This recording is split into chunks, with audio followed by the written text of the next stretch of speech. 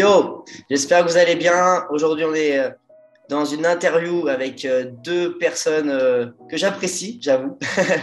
Avec moi, on a Béné, donc Big Girl Béné, Youpi Crew, et Butor, édition limitée, SNT Crew, de Chartres, du coup. J'allais dire de Caen, mais t'es pas de Caen, toi, finalement. Donc voilà, l'idée de cette petite vidéo aujourd'hui, c'est de parler des corrélation qu'on peut trouver entre le yoga et le break. Donc, tous les trois, on fait du break depuis un bon moment maintenant. Et au fur et à mesure de nos échanges, j'ai pu savoir notamment que Béné, toi, t'enseignes le yoga. Butor, tu pratiques le yoga énormément parce que ça te fait énormément de bien pour justement retrouver des sensations dans le break. Donc, l'idée, c'est de parler un peu de tout ça. Peut-être qu'avant, ça peut être intéressant, chacun d'entre vous, que vous présentiez. Donc, très succinctement, mais qui vous êtes, depuis quand vous faites du break, peut-être depuis quand vous avez découvert le yoga. Euh, voilà, si vous avez deux, trois trucs importants à dire aussi, des étapes importantes par rapport à ça, on se fait ça. On commence par les filles, du coup. Ladies first. Le break, ça commence, ça fait un petit moment d'ailleurs, ce week-end en événement, on en parlait avec, je sais plus qui sur. Ça commence à faire, je crois que j'ai commencé, moi dans les MJC, je suis un peu la génération qui a commencé à prendre des cours avec des profs et d'abord des cours très généralistes et après vraiment sur le break et je me suis vraiment entraînée, je suis rentrée dans vraiment cette communauté, je pense en 2007-2008. Et voilà, et depuis, je suis là, avec des hauts et des bas, comme tu disais. Et sur la partie yoga, c'est il y a 10 ans, en fait, où une amie m'a amenée un peu comme ça dans un cours. Il y avait à Paris des cours gratuits à l'époque et tout. Et en fait, je me suis prise pas de passion peut-être tout de suite, tu vois, mais genre j'ai kiffé, ça m'a fait du bien. Et j'ai continué là-dedans assez régulièrement. Ce qui m'a marqué, c'est, je sais pas, qu'il y avait de la place pour tout le monde, un peu plus que dans le break, je trouvais, ou en tout cas, je trouvais plus que je pouvais trouver ma place sans avoir de prérequis ou d'objectifs à atteindre avec le yoga. De manière générale, en termes de philosophie et tout, c'était quelque chose qui me parlait plus, en tout cas à ce moment-là, et qui du coup me faisait me sentir un peu mieux. Voilà, jusqu'à arriver du coup 2017 à faire une petite formation en 200 heures en yoga vinyasa. Je l'ai fait surtout pour moi, mais à partir de la formation quand même, je me suis mise à, pour pas perdre le truc quoi. Parce que c'est un peu con, sinon tu fais ta formation 200 heures, t'es à fond, et si tu te mets pas à enseigner ou à essayer de véhiculer un peu après, tu perds un peu plein de trucs que tu as appris. Du coup, c'était dommage. Donc, j'ai gardé quelques cours de yoga que je donne voilà, à l'année avec des élèves qui restent fidèles, qui font des progrès et tout. Donc, c'est cool. Je suis contente. Yes. Ok, au top. Hein. Et toi, Butor, du coup? Moi, j'ai commencé le break en 2006 avec mon frère autodidacte sur la terrasse de la maison de mes parents. La seule chose qu'on avait, c'était un DVD. Donc voilà. Au niveau du yoga, ça s'est fait à peu près pareil. De façon autodidacte, c'est venu naturellement dans ma vie à un moment où j'en avais vraiment besoin. Parce que c'est le moment où je commençais à avoir beaucoup de blessures. Une blessure assez sérieuse à l'adducteur. Et du coup, j'avais besoin de connecter avec mon corps de façon réelle et profonde. Et j'ai fait un stage de danse généraliste en 2018. Un stage de danse intensif sur une semaine où il y avait de tout. Il y avait du contemporain, du moderne. Voilà, grosse ouverture d'esprit pour moi. Et tous les matins, c'était yoga. Et là, ça m'a percuté. Et depuis, j'en pratique tous les jours. Et j'ai pas de formation, mais je suis une prof de yoga qui est aussi danseuse professionnelle qui s'appelle Nathalie Fouquet et avec qui j'ai pris beaucoup de stages. Et voilà, en fait, je suis un peu le disciple de cette personne. et je pratique que du vinyasa et je le fais pour moi. Et je ne veux surtout pas donner de cours ou en faire un business comme je peux le faire avec la danse. Donc voilà. Yes, au top. Eh ben, Butor, en fait, tu es autodidacte un peu pour tout, parce qu'à côté aussi, tu fais du rap. Tu rap. Donc, voilà, c'est une philosophie, je pense, que tu as, c'est d'apprendre par toi-même et derrière, d'en tirer quelque chose. Donc, tu as fait pareil avec le yoga finalement.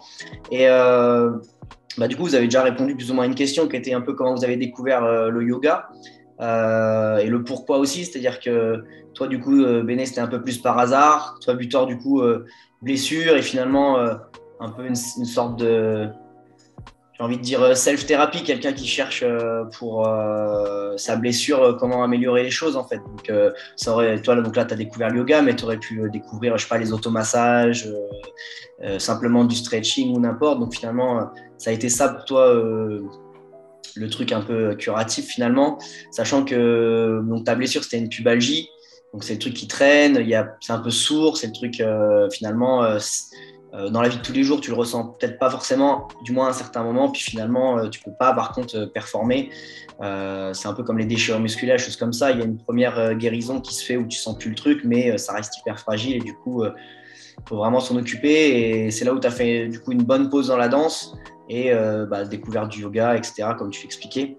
Et du coup, une question assez bateau, mais pour vous, ça vous apporte quoi en fait finalement, le yoga? Parce que voilà, moi, quand je pratique, c'est notamment avec toi, Butor, ou quand ça nous est déjà arrivé de pratiquer un petit peu. Moi, j'ai un peu de mal à que ce soit même méditation et tout. Alors après, ça, c'est les tempéraments, je pense, mais moi, j'ai beaucoup de mal à me caler, je veux dire, le côté respiration, faire un peu le vide, un peu l'état méditatif. Moi, j'ai beaucoup de mal à l'atteindre. J'ai toujours plein de pensées, plein de trucs. Du coup, vous, ça vous apporte quoi à un niveau, on va dire, un peu plus avancé où vous en êtes? La pratique du yoga, c'est quoi le bienfait pourquoi tu le fais tous les jours, par exemple, Butor, tu vois? C'est une question qui du coup est ultra personnelle parce qu'en fait j'ai là j'ai plus trop le choix en fait de faire du yoga tous les jours parce que j'ai une maladie qui s'appelle la spondylarthrite ankylosante et et du coup c'est une maladie qui soude mes os si je bouge pas tout simplement. Donc c'est un peu comme dans le film Speed où tu sais il y a une bombe là dans le bus et tout. Ouais. Et en gros, ça doit pas s'arrêter. Moi, c'est un peu ça, en fait. Je dois toujours bouger, sinon j'ai des douleurs atroces et je peux perdre en mobilité sur le long terme. Donc en fait, ça, c'est venu un peu après le yoga, en fait, la découverte de cette maladie-là. Donc maintenant, en fait, je suis super heureux d'avoir découvert le yoga parce que je me dis, si j'avais pas découvert le yoga, je sais pas comment j'aurais fait, en fait, pour avoir toujours de la mobilité, bouger tout le temps et avoir envie de le faire, avoir envie de prendre le temps pour ça. Et puis la danse, c'est très très bien aussi, mais le break, c'est un peu violent. Donc le combo, on va dire le combo yoga le matin, quasiment tous les matins du coup, pour se débloquer, pour lutter un peu contre cette maladie-là. Plus la danse après du coup en après-midi ou quelques fois dans la semaine. Du coup, c'est un très bon binôme. Et là, le yoga, en fait, c'est clairement devenu c'est complètement partie de ma vie parce que c'est ma façon à moi de lutter contre cette maladie-là, quoi. Donc voilà, c'est devenu complètement vital. Yes. Et si on creuse, peut-être que tu peux faire le même parallèle, Béné, mais après on va creuser un peu plus ce que ça t'apporte peut-être dans la danse du coup. Ouais, juste du coup, je rebondis avec ce que disait Butor juste avant. Le break aussi, c'est hyper libre, mais c'est vrai qu'en yoga, tu as tellement de postures dans tous les sens que du coup, en termes de bouger ses articulations, tu vas partout, quoi.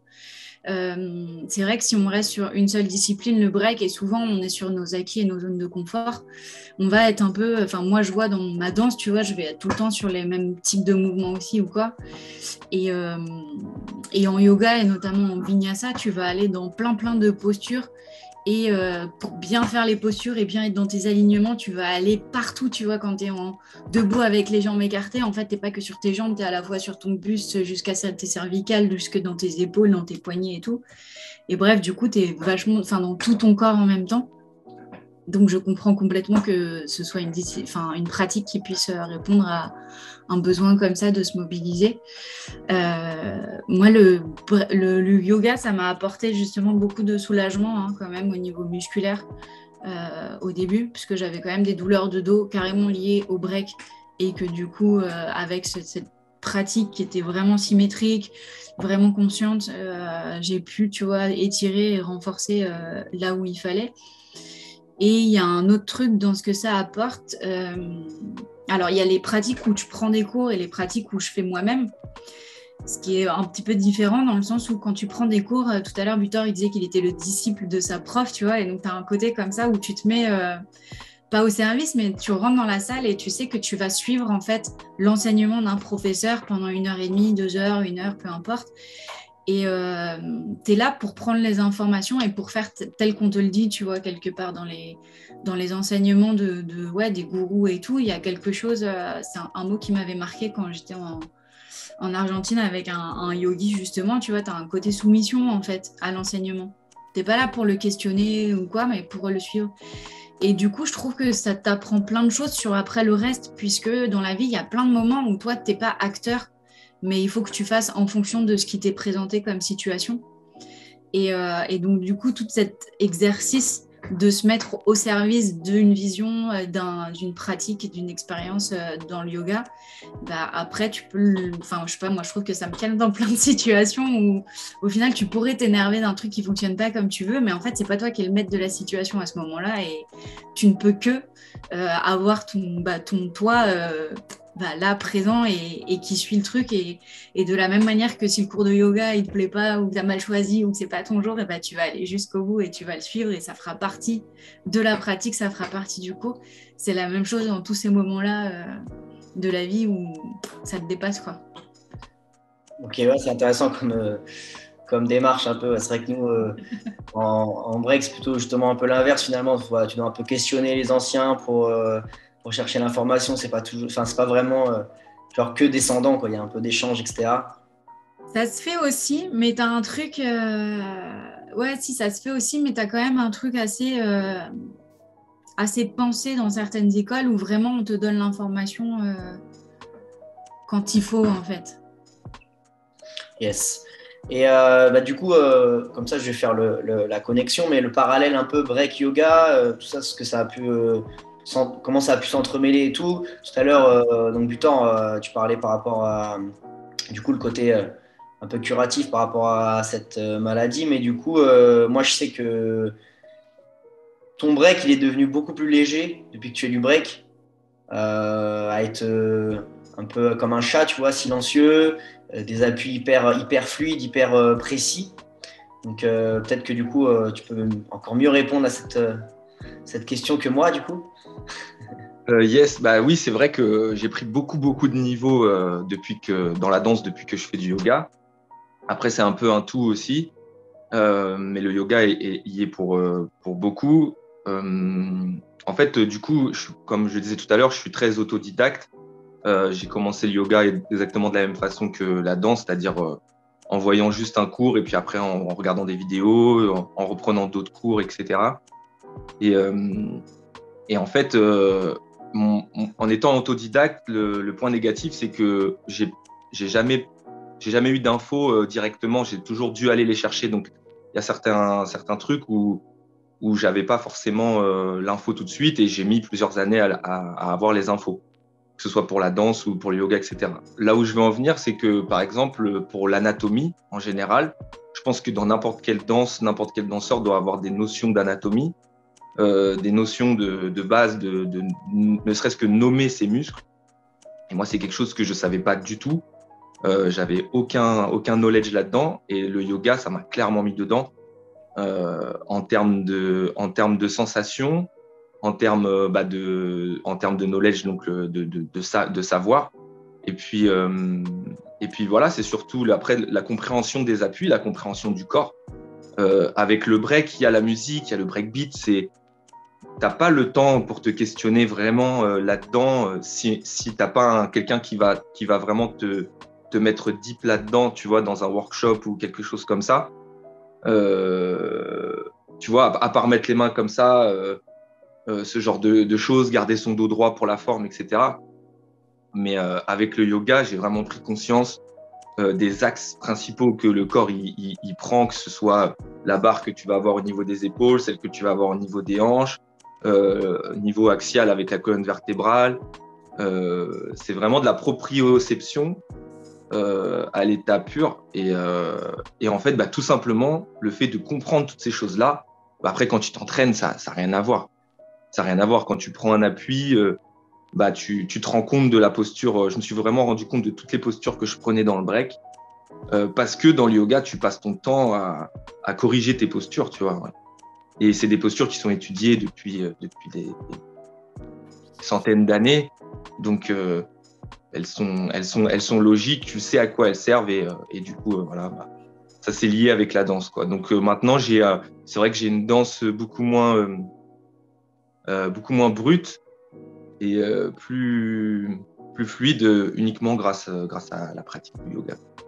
Et peut-être aussi les différentes, alors vous appelez peut-être pas ça des figures, mais du coup, les différentes positions, est-ce que ça inspire derrière votre break? Est-ce qu'il y a des choses que tu peux reproduire qui deviennent finalement c'est des positions de yoga, mais tu transposes dans le break, ça devient des frises, tu vois, genre je sais pas. Ça pourrait, Ça peut, ouais.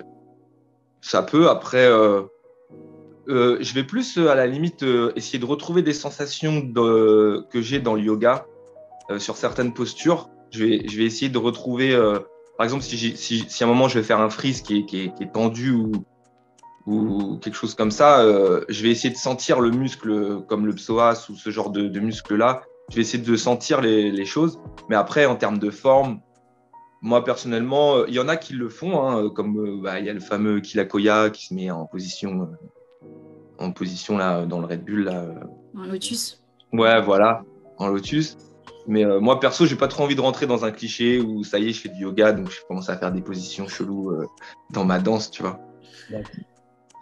Et toi, Béné, du coup, ce parallèle un peu break, yoga, ça t'a apporté des choses dans ta danse?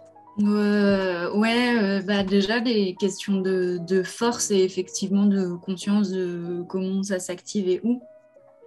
Justement, tu vois, sur la question des frises, etc., c'est vrai qu'en dans le yoga, tu as plein de postures aussi, genre d'équilibre sur les mains, etc., qui pourraient clairement se transposer et qui peuvent ressembler à plein de frises que tu vois. Enfin, ne serait-ce que le baby freeze, tu vois, il existe plus ou moins en yoga, tu vois, c'est le corbeau sur le côté.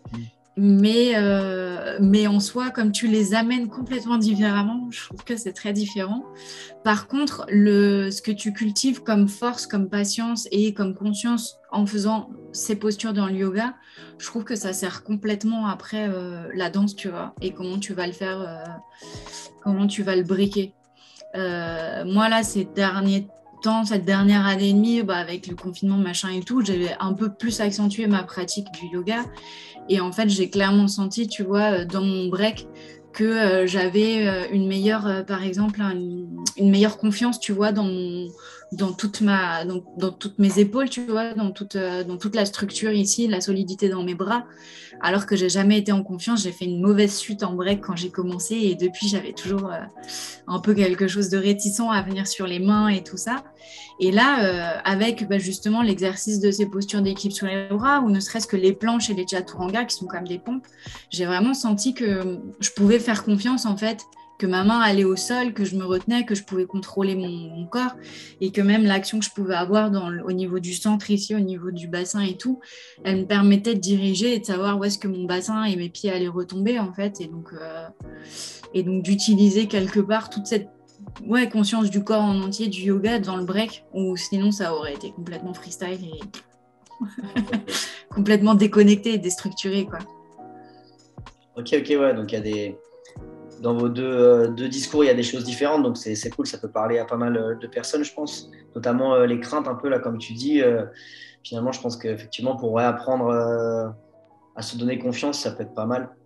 Et alors après, dans le yoga, il y a un autre aspect, je pense, qui est justement ce que je disais un peu tout à l'heure, l'aspect, alors je sais pas si c'est vraiment ça, mais méditatif ou centré sur soi, etc. Et du coup, il y a cet aspect, on va dire, physique. Il y a des positions, il y a des étirements, il y a des choses comme ça. Et il y a ce côté recentré sur soi, respiration et tout. Est-ce que vous pouvez expliquer un peu plus cet aspect-là? Parce que je me souviens, Béné, on a eu un petit échange ensemble. Tu m'as parlé aussi des mantras, donc c'est toutes les Ouais. genres de phrases ou de mots. Voilà, après, moi, j'y connais pas grand-chose. Donc là, et on va dire, est-ce que vous pouvez m'éclairer un peu sur ce point, en fait? Ouais. Attends, je me lance. Déjà, tu as mis plein d'infos dans ce que tu as dit. Moi, j'aime bien reprendre les étapes. Donc, dans le yoga, vinyasa, ashtanga, en fait, on suit beaucoup l'école d'un gars, d'un maître qui s'appelle Patanjali et du coup qui a mis 8 étapes en fait sur le chemin du yoga. La méditation est une de ces étapes. Et ce qui est assez intéressant, c'est que les 2 premières, c'est plutôt des règles de vie par rapport à la communauté, par rapport à la société, des règles de vie par rapport à soi. Ensuite vient la pratique des asanas, donc des postures. Puis vient le pranayama, les exercices de respiration, c'est ce qui t'amène au pranayama qui est presque ne plus respirer. Et ensuite, tu as la concentration, le retrait des sens, la méditation, et puis enfin l'éveil, où là, tu es dans la libération, quoi. La méditation, pour moi, tel que je le comprends, c'est ici maintenant quelque part.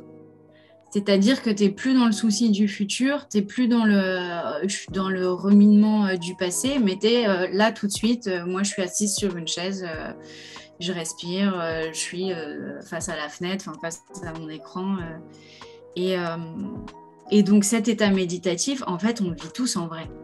Je pense à un moment donné, même si on ne le sait pas, et notamment dans la danse, je suis persuadée que n'importe quel big girl, big boy, quand il rentre dans le cercle, il est dans le présent de ouf. Et donc, il rentre dans un état comme ça je pense, méditatif dans le sens où c'est l'arrêt de toutes les pensées, l'arrêt du mental et juste être dans le présent. Et pourquoi on pratique les postures de yoga, justement, c'est pour préparer non seulement le corps à s'asseoir, mais aussi pour biaiser le mental, que quand il fait les postures, il va tellement être en train de penser à où est-ce que je mets mon bassin, où est-ce que je mets mon pied, où est-ce que je mets mes bras et tout, qu'il n'a plus le temps de penser à qu'est-ce qu'on mange demain, il m'a saoulé ce matin quand il m'a dit ça, merde, j'ai encore tout ça à faire dans ma to-do list, etc. Et du coup, tu rentres dans cet état méditatif par la pratique des postures. Voilà, à peu près sur la côté méditation.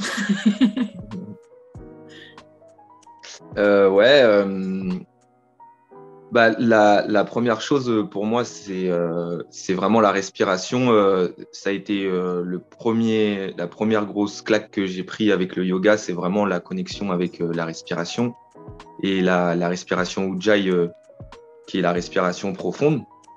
Et je pense que dans la danse et dans le break, quand on est un peu novice ou qu'on n'a pas encore, ou même si on le sait, on l'oublie souvent, la respiration, c'est quand même quelque chose de primordial, que ce soit même pour vivre en général.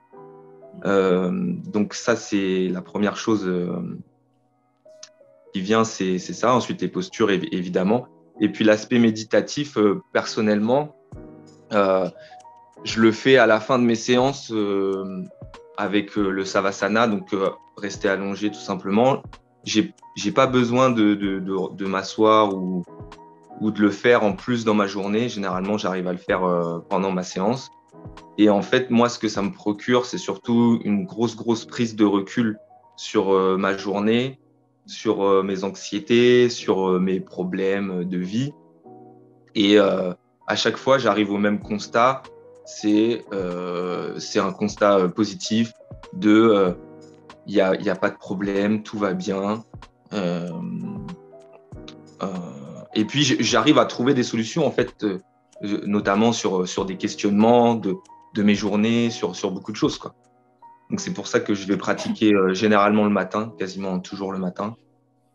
Donc, voilà. Et puis, c'est vrai que chez moi, comme je suis assez flemmard et j'ai besoin de faire des choses qui me plaisent aussi, c'est pour ça que j'ai été vers la voie du yoga, parce que c'est un truc qui m'a plu et que je fais pas forcément beaucoup de renfo ou de musculation, parce que c'est quelque chose que j'ai du mal à faire, parce que ça me saoule, tout simplement. La méditation, c'est un peu comme ça aussi. J'ai du mal à me poser, à m'asseoir, clairement, et à rester 10-20 minutes. Mais en fait, pendant mes postures, je suis déjà en train de le faire. Et à la fin, clairement, bah, ça se passe, quoi. Ok. Et les mantras, du coup? Ouais, on en avait parlé. Je sais En qu'en fait, plus, quand on en a discuté, tu m'as donné vraiment un exemple type qui, je trouve, est super intéressant. Donc, du coup, c'est pour ça que j'appuie un peu la question là-dessus, parce que ça prend du sens, en fait, je pense. donc pour recontextualiser, très souvent, dans certains cours de yoga, tu vas commencer et clôturer la pratique avec le chant d'un mantra assez court qui est ce qu'on appelle le Om et que souvent le professeur va initier et que tous les élèves vont chanter ensemble. L'idée ici, bon, au-delà de la signification du Om qui est un peu le tout, la création, la destruction et la renaissance, tu as l'idée pour le yoga d'une part, unifier, connecter toutes les âmes, toutes les personnes qui sont dans une pièce, tu vois, en chantant ensemble, et aussi à l'intérieur de faire vibrer un certain nombre de choses. Un certain nombre de choses et tout, et d'activer. Et j'y pensais en plus ce week-end parce que je sais pas si j'ai regardé un truc ou quoi, mais tu sais, dans les scènes de bataille, dans les films, alors j'ai pas vu voir de vrai, tu vois, mais au moment où ils attaquent, les guerriers, ils sont toujours en train de crier comme ça très fort. Ah, et en fait, ils activent, tu vois, un truc. Ils vont chercher la puissance et le courage, tu vois, avec ça. Donc je me demande s'il n'y a pas un truc, enfin, de toute façon, même si c'est pas lié directement, l'expression de la voix et ces vibrations-là, je pense qu'elles sont communes. Et moi, du coup, ça m'arrive de m'en servir plus ou moins avant les battles parce que même si ça fait du coup 13 ans que je fais des battles, j'ai toujours, avant battle, ça dépend des événements, mais avant battle, il y a toujours un petit truc qui monte. Et donc, l'une des façons pour moi de calmer, de faire descendre, c'est de me mettre dans un coin ou voir même pas parce qu'il y a la musique et personne n'entend et de faire sonner ces vibrations juste pour moi, quoi, que ce soit avec un home ou avec un son quel qu'il soit. Et je trouve que ça me permet de lâcher des choses, dans le ventre, dans la cage thoracique pour faire descendre cette pression-là. Et c'est là que l'image avec les guerriers, elle marche. C'est que je pense que, tu vois, quand ils y vont et qu'ils crient, en vrai, ils ont grave la trouille et ils n'ont pas du tout envie d'aller mourir au combat. Mais ils vont chercher un truc, une force dans la poitrine, quoi. Ouais, puis il y a aussi ce côté, je pense, libération, tu sais, genre stress un peu, tu vois. Genre, ça fait tous du bien, même que ce soit de l'énervement, du stress ou de la joie, hein. Enfin, les gens qui, tu vois, je sais pas, tu gagnes n'importe quel battle, n'importe quel, je sais pas, euro million, ce que tu veux, il y a ce truc de waouh, parce que ça, je sais pas, ça doit sortir. Quand tu as un peu de stress, c'est pareil finalement, tu vois, le fait de. Souvent, les gens ils proposent aussi des exercices de respiration. Bah, en fait, je sais pas, c'est une espèce d'image que ce qui est à l'intérieur, ce genre de stress, tu l'expires par ta respiration, par la voix, par tout ça, les vibrations dont tu parles. Après, c'est vrai que moi, j'entends hein, carrément là, ce que vous me dites et tout, mais je le connais peut-être moins, tu vois. Mais ouais, je pense que ça prend du sens. Je sais pas si là-dessus, tu as des trucs aussi, toi, Butor. Bah, moi j'ai 2 chats.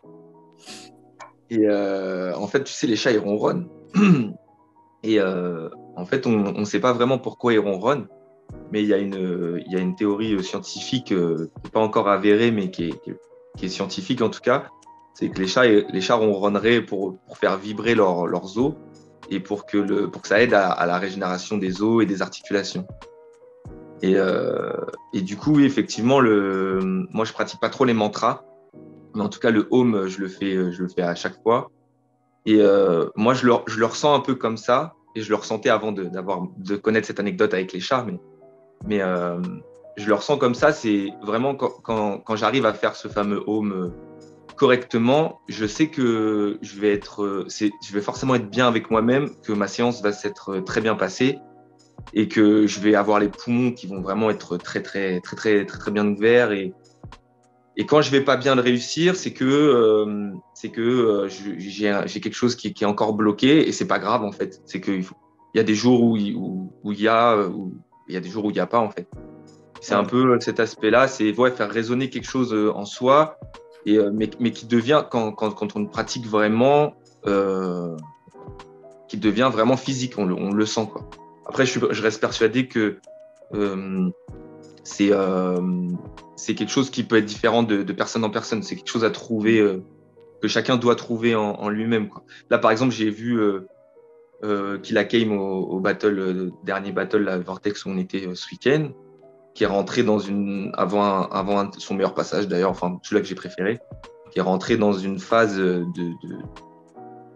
connexion avec sa gorge, et puis il s'est mis à crier. Alors, c'est des trucs de japonais, enfin je sais plus vraiment d'où vient cette pratique-là que lui il a fait avant son passage, mais clairement ça fonctionne quoi.